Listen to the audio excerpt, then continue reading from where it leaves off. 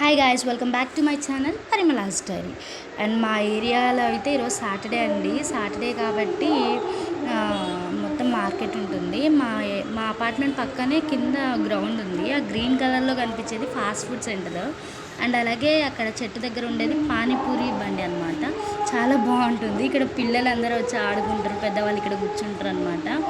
Morning door open చేసామంటే ఇంటిది first కనిపించేది వెంకటేశ్వర స్వామి టెంపుల్ అండి. చాలా అంటే చాలా బాగుంటుంది టెంపుల్ కూడా.